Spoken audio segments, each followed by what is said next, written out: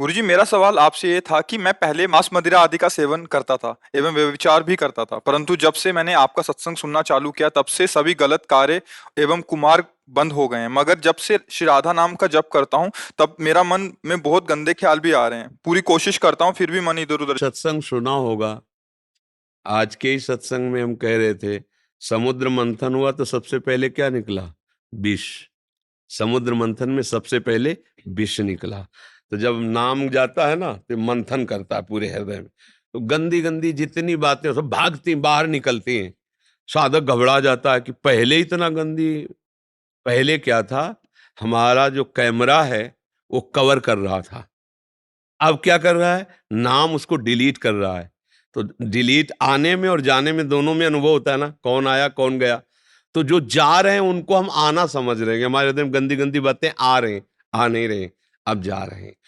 अब लो नशानी अब ना नशे हो। यदि गंदी बातें खान पान की करते रहोगे तो बुद्धि भ्रष्ट रहेगी, भजन में मन नहीं लगेगा, फिर आपको लगेगा ये सब गप है और फिर संसार में रत हो जाओगे। अगर बुद्धि पवित्र रखोगे, खान पान सही रखोगे, तो ये मार्ग आपको आनंद देता आगे बढ़ाता चला जाएगा। और इसी जन्म में अगर कहीं भगवान के चरणों का ध्यान नित्य होने लगे, उनमें आंसू आने लगे, भगवान की कथा अच्छी लगे, तो जान लो अब हमारा उद्धार हो गया।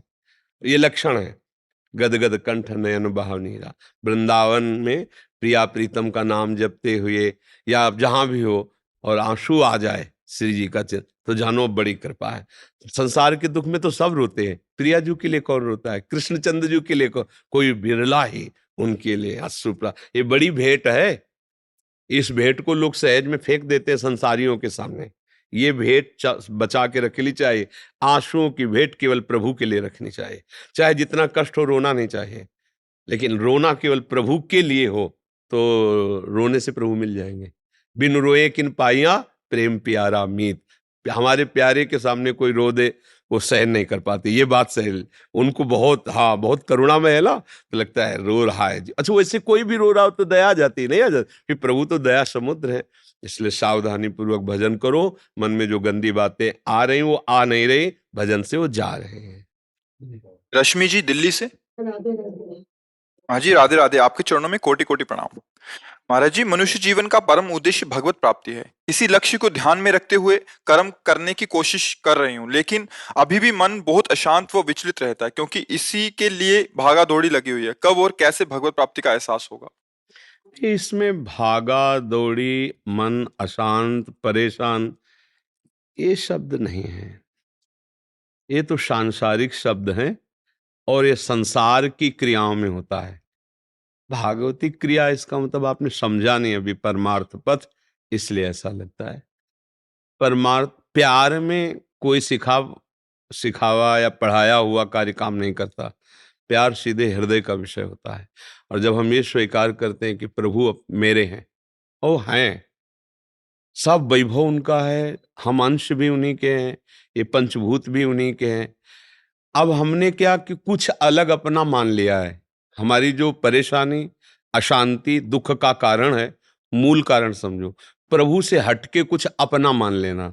जैसे संपत्ति अपनी, घर अपना, पुत्र अपना, व्यवहार अपना, पद अपना, शरीर अपना। अब ये शब्द लागू हो गए। परेशानी, अशांति, बहुत करने पर भी असफलता, निराशा, ये सब लग गए, क्योंकि ये यही हैं। अगर आपने प्रभु से अपना कुछ नहीं माना और अपने आप को भी प्रभु के हवाले कर दिया है, तनवांग मनोभीर अमलहि सोहम तवै वाश्रिता, शरीर से, मन से, वाणी से, हे प्रभु मैं आपके आश्रित हूं, तो ये शब्द खत्म हो जाएगा। परेशानी, हैरान हूं, बहुत विषाद युक्त हूं, बहुत समस्या में फंसा हूं, ये शब्द नहीं होंगे। प्रभु की प्राप्ति के लिए परेशानी की जरूरत नहीं है। परेशानी संसार की प्राप्ति, क्योंकि कभी ना मिला आज तक कि ना किसी को मिलेगा। संसार किसी के हाथ में नहीं लगा, किसी के हाथ में नहीं लगा। बड़े बड़े चक्रवर्ती सम्राट महारथी हो गए, गए तब सब छोड़ के गए, कुछ हाथ ले लगा। हाँ, परमार्थ हमारा वास्तविक धन है, अर्थात भगवत भजन करना, भगवत आश्रित रहना। अब मन चूंकि प्रभु में इसलिए नहीं लगता कि बहुत समय से विषयों और संसार में लगा रहा है, तो हम चाहते हैं कि प्रभु में लगाएं, पर वो लगता नहीं। पर अगर हमारी चाह पक्की हो जाएगी तो ये लग जाएगा। करत करत अभ्यास के जड़ मत होत सुजान, रस्सी जावत आवत जात ही सिल पर होते निशान, तो हमारे मन में राधा नाम अंकित हो जाएगा, कृष्ण नाम अंकित हो जाएगा। पर हम बार बार अभ्यास करें, ये परेशान होकर के नहीं, उतावले होकर के नहीं, आनंद। हम जानते हो जल्दीबाजी क्यों करते हैं? बस भगवान प्रसन्न हो जाओ, सारे काम बन जाओ, सारी समस्या मिट जाए, इसलिए जल्दी हम चाहे। हमें जल्दी की जरूरत नहीं है, हमें जरूरत है एक एक श्वास प्रभु की सेवा और सुमिरन में। बस एक एक श्वास अगर आप प्रभु की सेवा और सुमिरन में लगा दिए तो जीते जी भगवत प्राप्त हो, जीते जी खुद आपको अनुभव में आएगा। हमारे प्रभु हृदय आराध्य हैं, वो यहीं बैठे, कहीं दूर नहीं जाना है, बस उनको पुकारना है। और प्रभु से कुछ भी अलग रखोगे तो फिर बात नहीं बनेगी, कुछ भी अलग। इसलिए भक्तों का जीवन देखो, नाथ सकल संपदा तुम्हारी, मैं सेवक समेत सतनारी, कुछ भी अलग नहीं, सब गिरिराज जी का, सब श्री कृष्णचंद्र जी का, सब प्रिया जी का। अब समस्या किस बात की है? समस्या तब होती जब हम मालिक बनना चाहते हैं। जहां हम मालिक बने शरीर के, पति पुत्र परिवार, अब वहां समस्या तुम्हें झेलनी पड़ेगी। मालिक यदि प्रभु को बना दो और आप उनके सेवक बन जाओ तो समस्या है ही नहीं, क्योंकि ये फिर ज्ञान दे देते हैं कि जितने कार्य के लिए, जितने समय के लिए जो आया उतने ही समय तक टिकेगा, इसके बाद चला जाएगा। चाहे वो वस्तु हो, चाहे पद हो, चाहे व्यक्ति हो, चाहे स्थान हो, जितने काल तक के लिए तुम्हारी सेवा है उतने काल तक, इसके बाद हटा दिए जाओगे, फिर परेशानी क्या? जैसे सरकारी आदमी हर समय तैयार रहता है, बंगले पे रहता है, गाड़ी, हर व्यवस्था सरकारी हुई, पर वो जानता है सरकारी व्यवस्था कभी भी हमें ट्रांसफर हो सकता है, कभी भी छिन सकता है। बिल्कुल ऐसे ही तैयार रहो, ये गाड़ी कभी भी छिन सकती है, कभी भी ट्रांसफर हो सकता है, किसी भी योनि में भेज सकते हैं। इसलिए उनको ऐसे मना लो कि ट्रांसफर अब सीधे उन्हीं के पास हो, अब किसी और योनियों में न जाना पड़े संसार चक्र में। और जब आप ये लक्ष्य करोगे तो मन लगने लगेगा। जैसे हम मन में ये बैठा लिए कि रुपया सुख का हेतु है, अब हम कुछ भी करेंगे तो हमारी नजर रुपये पे रहेगी, कुछ भी। इसमें कितना लाभ होगा, इसमें कितना रुपया मिलेगा, कुछ भी, क्योंकि हमारा लक्ष्य रुपया बन गया। ऐसे अगर हमारा लक्ष्य बन जाए भगवत प्राप्ति, तो हर क्रिया में प्रश्न होगा, इससे भगवत प्राप्ति में सहयोग मिलेगा, इससे कितना सहयोग मिलेगा, इससे कितना विघ्न पड़ेगा, इसमें कितना भगवत प्राप्ति से हम नीचे गिर सकते हैं, वो विचार केवल भगवत प्राप्ति का चलेगा। ऐसे ही हमको सावधान होकर मन को भगवत प्राप्ति का लक्ष्य बना के लगाना है। ये धीरे धीरे लग जाएगा। अगर लगता नहीं ना, तो हम ये भी कह देते कि प्रयास करने पर नहीं लगता। बचपन से लगे, गुरु कृपा से लगाया, तो फिर आगे चलकर भजन करना नहीं पड़ता, दिमाग पूरा भजन में होता है। वो जैसे दिल धड़क रहा है ना, ऐसे ही मंत्र नाम भर जाता है दिमाग, क्योंकि और कुछ रहा नहीं, और कोई आश्रय नहीं, और कोई सुख की बात नहीं मन में। वो सब उनकी कृपा से मलिनता सा, और वो अपने आप स्फुरित होता है, अपने आप। श्वासा श्वासा नाम जपे, दुविधा रहे न कोई, श्वास श्वास सुमिरन करे। जहां प्रभु का सुमिरन प्रारंभ होता है अभ्यास से, एक होता करना, एक होता हो, और जहां होना प्रारंभ होता है बन निहाल हो जाता है जीव।